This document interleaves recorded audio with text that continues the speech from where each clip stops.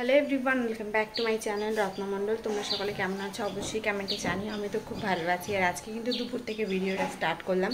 সারাদিন কী করবো সেটাই থাকছে আজকের ভিডিওতে। তো ভিডিওটাকে স্কিপ না করে দেখো, আশা করি সবারই ভালো লাগবে। অনেক দিন পরে বেড়াতে যাচ্ছি। কোথায় বেড়াতে যাচ্ছি আমি জানি, তোমরাও খুব এক্সাইটেড। তোমাদের থেকে আমি বেশি এক্সাইটেড। তো যাই হোক, সবটাই জানাবো, সবটাই থাকছে ভিডিওতে। তো চলো আগে রেডি হয়ে নিই, তাহলে দেখাচ্ছে। দেখতেই পাচ্ছ পুরোপুরি সুন্দর করে সেজে গুজে নিয়েছি। আর এত সুন্দর সেজে গুজে কোথায় যাচ্ছে আমি জানি, তোমাদের জানতে খুবই ইচ্ছা করছে। হ্যাঁ, আমি অবশ্যই তোমাদের সঙ্গে শেয়ার করব। তোমাদের ছাড়া আমি কাদের শেয়ার করব? তো চলো আগে বেরোই, দিন শেয়ার করছি যে কোথায় যাচ্ছি আজকে। কি পরিমাণ রোদ উঠেছে জাস্ট একটু দেখো। মানে এইরকম ঠাটা পড়া রোদ্রের মধ্যে দিয়ে আমরা যাচ্ছি। আর এখনই না একটা অ্যাক্সিডেন্ট হয়ে যাচ্ছিল। এই দিভাইটা গাড়ি চালিয়ে যাচ্ছে, তার মধ্যে একজন ঢুকে গেছে আর কি।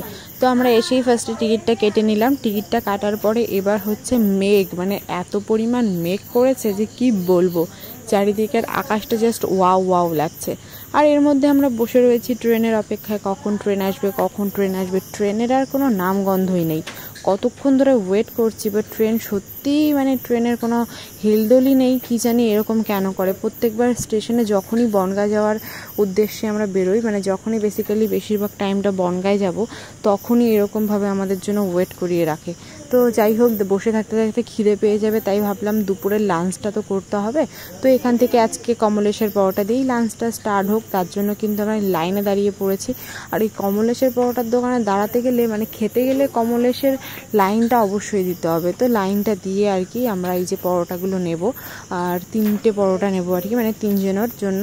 তো ট্রেনটা চলে এসে আমি আর ভিডিওটা অন করতেই ভুলে গেছি, এটা আমার সঙ্গেই হয়।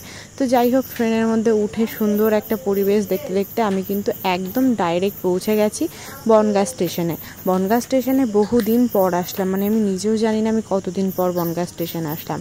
বনগাঁ স্টেশন কিন্তু প্রচুর সুন্দর একটা জায়গা, সেটা তোমরা জানো। যারা বনগাঁর বাসিন্দার তারা তো জানোই, আর যারা বনগাঁর বাসিন্দার না, যারা আমার ভিডিওটা দেখো তারাও জানো। খুব সুন্দর একটা প্লেস আর কি। তো আমরা আজকে যাচ্ছি হচ্ছে পিসির বাড়ি। আর আমরা শুধু মানে আমি আর মা আর ভাই যাচ্ছে না, আমার সঙ্গে অনেকেই যাচ্ছে। সবটাই তোমরা দেখতে পারবে ভিডিওটা শেষে, ভিডিওটা স্কিপ না করে দেখো। তো অনেকক্ষণ ধরে বনগাঁ স্টেশনে এসে বসে রয়েছে, কারণ একটা মহারানীর আসার অপেক্ষায়, কারণ সে না আসলে আমরা তো যেতে পারবো না। সেই কারণে আমরা 3 জন এসে বোকার মতন বসে রয়েছি। তাই ভাবলাম চলো একটু বসে না থেকে পুরো জায়গাটা ঘুরি।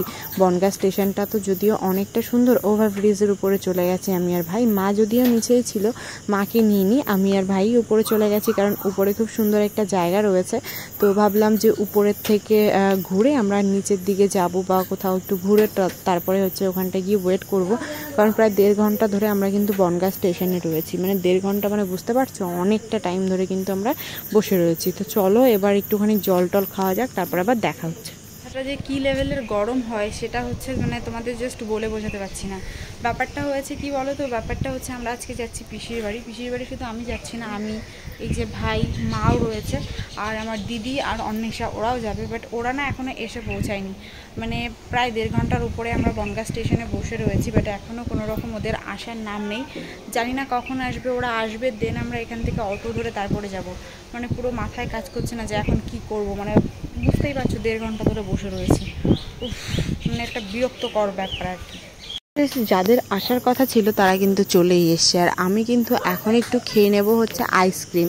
আর এটা কিন্তু একদম বনগাঁ স্টেশন, বনগাঁ স্টেশনের নিচের দিকে, মানে 1 নম্বর প্ল্যাটফর্মের নিচের থেকে আমি একটা আইসক্রিম কিনে নিলাম, কারণ এই গরমের মধ্যে জাস্ট আর দাঁড়িয়ে থাকতে পারছিলাম না। সেই কারণে কিন্তু একটা অরেঞ্জ আইসক্রিম কিনে নিলাম। আর এটা আমি একা না, মা ভাইও নিয়েছে, তো 3 জনেই আমরা খাচ্ছিলাম। আইসক্রিমটা খাওয়ার পর আমাদের এখান থেকে ধরতে হবে টোটো। টোটো বা অটো, এবার ভেঙে ভেঙেও যাওয়া যাবে, আবার হচ্ছে তোমার গাড়িতে করেও যাওয়া যাবে। তো বুঝতে পারছিলাম না কোনটা আমাদের সুবিধা হবে। যেটা সুবিধা হবে আমরা তো সেটাতেই যাব। তো যাওয়ার পথে এখানটাই কদম গাছটার ফুলগুলো এত পরিমাণ সুন্দর লাগছিল। বহু বছর পর এত কাছ থেকে কদম ফুল দেখলাম। বেসিক্যালি কদম ফুল কিন্তু দেখতে সুন্দরই হয়। তো বেড়াতে যাচ্ছি, খালি হাতে তো যাওয়া যায় না, তার জন্য একটু মিষ্টি নিয়ে নিলাম। আর কে কোন মিষ্টিটা খেতে ভালোবাসো সেটা কিন্তু অবশ্যই জানিও। আর এইদিকে কিন্তু দিদি চলেও এসছে। আর যেহেতু দিদি চলে এসছে, আমরা কিন্তু যাব গাড়িতে। আর এদের 3 জনকে আমরা অটোতে উঠিয়ে দিয়েছি, মানে মা, ভাই আর আরেকজন রয়েছে আমাদের সঙ্গে, সে, ওরা 3 জন অটোতে করে যাবে, আর আমরা যাব স্কুটিতে। স্কুটিতে যেতে যেতে হাওয়া খেতে খেতে মানে অনেকটাই ভালো লাগছে। লাগছিল।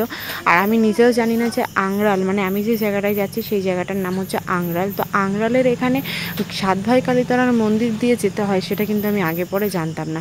তো যাই হোক, সেটা তো ভিডিওর লাস্টে দেখতেই পারবে। আর এখানে হচ্ছে যে এই বনগাঁর পাশে যে সিনেমা হলের অপোজিট সাইডে যে লোকনাথ মন্দিরটা রয়েছে না, সেই লোকনাথ মন্দিরে কিন্তু এখানে বড় করে উৎসব হচ্ছে, মানে একটা মেলা টাইপস হচ্ছে। তো মেলাটা যদিও আজকে হচ্ছে না, কিছুদিন আগে হয়েছিল, আবার হয়তো শেষ হয়ে গেছে, আবারও হয়তো শুরু হবে। তো সেরকম কিছুই জানি না, কিন্তু এখানে কিন্তু খুব সুন্দর করে সাজানো হয়েছে। তোমরা দেখতেই পারছো কি সুন্দর ডেকোরেশন করা হয়েছে, বেশ জমজমাটি হবে হয়তো। আর আমরা কথা বলতে বলতে কিন্তু অনেকটা রাস্তা অতিক্রম করে চলে এসেছি। এখান থেকে আর বেশিক্ষণ লাগবে না, আর মিনিমাম আধা ঘন্টার মতন লাগবে। তো গাড়িটা চালিয়ে এতটা রাস্তা যাওয়াটা কিন্তু সত্যি অনেকটা পরিমাণ রিস্ক, মানে আমার কাছে অনেকটা রিস্ক। আমি জানি না তোমাদের কাছে কেমন হবে। তারপরেও আমি তো গাড়ি নিয়ে আসিনি, আজকে দিদি গাড়িতে এসেছে বলে হচ্ছে আমরা তো সেই কারণে আমরা হচ্ছে গাড়িটা আনিনি আজকে, শুধু দিদিই গাড়ি এনেছে। আর আমরা কিন্তু অটোতে করে এসেছি আর ট্রেনে করে। তো যাই হোক, অনেকক্ষণ বগর করলাম। তোমরা কিন্তু অবশ্যই জানিও যে এই জায়গাটা তোমাদের কেমন লাগছে। আর আমি কিন্তু প্রায় সাতভাই কালীতলার মন্দিরের কাছাকাছি চলে এসেছি। এখান থেকে মন্দিরটা বেশি দূর না, মাত্র 10 মিনিটের রাস্তা আর কি। তো মন্দিরটা কিন্তু সত্যি অনেকটা পরিমাণে সুন্দর লাগছে। দেখো কি সুন্দর মন্দিরটা চারিপাশটা। আর মন্দিরের এখানটা আমরা একটুখানি দাঁড়িয়েছিলাম, বেশিক্ষণ না, প্রায় 2 মিনিটের মতন দাঁড়িয়েছিলাম। আর অনেক দিন পরে কিন্তু সাতভাই কালীতলার এখানে আসলাম। আর এই সাতভাই কালীতলার মন্দিরের এই পিছনের রোডটা আমি কিন্তু কখনো যাইনি, মানে যাইনি বলতে পিসি বাড়ি তো এসেছি সেই ছোটোবেলায়, বাট এই রোড দিয়ে সেইভাবে আমি আগে পরে যাইনি, তার জন্য বললাম আমি চিনতে পারছি না। এই জায়গাটা দেখে জাস্ট অমাইক লেগেছে, মনে হচ্ছিলো কি এখানেই দাঁড়িয়ে যাই। খুব সুন্দর চারিপাশের প্রাকৃতিক দৃশ্য, আর কি সুন্দর গাছপালা, দেখো মেঘের খেলা, খুব সুন্দর মেঘগুলো লাগছে। আর এখনকার সময় মানে এই যে টাইমটা দুর্গাপুজো হওয়ার আগে, না রোদ না বৃষ্টি না মেঘলা, মানে একটা আলাদা লেভেলের হচ্ছে একটা ওয়েদার। বেসিক্যালি আমার তো খুব ভালো লাগে এই সময়টা, তোমাদের কার কার ভালো লাগে অবশ্যই জানিও। তো ফাইনালি আমি পিসিবাড়ির রোডের কাছাকাছি চলেই এসেছি। তো অনেক দিন পরে পিসিবাড়ি যাচ্ছি, প্রচুর এক্সাইটমেন্ট নিয়ে যাচ্ছি আর কি, বুঝতেই পারছো। এখানে এই মন্দিরটা দেখে না খুব ভালো লাগলো। আর এই মন্দিরটা দেখে আমি বুঝতেই পারলাম তার মানে পিসিবাড়ি আর খুব দূর নেই, আমরা মানে পিসিবাড়ির কাছাকাছি চলেই এসেছি। এই মন্দিরটা দেখে কিন্তু সিম্বলটা দেখে আমরা চিনতে পারি। তো এই মন্দিরটা কিসের মন্দির সেটা আমি কখনো আসিনি, যদি কখনো আসি অবশ্যই তোমাদের সঙ্গে শেয়ার করব, সেটা নিয়ে কোনো রকম চাপ নিও না। তো আমি কিন্তু প্রায় বাড়ির সামনে চলেই এসেছি। ভিডিওটা আর বড় করব না, প্রচণ্ড পরিমাণ কষ্ট হয়ে গেছে আজকের ব্লগটা আমার করতে। তো ভিডিওটা তোমাদের কেমন লেগেছে অবশ্যই কমেন্টে জানিও। দেখা হচ্ছে নেক্সট কোনো ব্লগে, টাটা।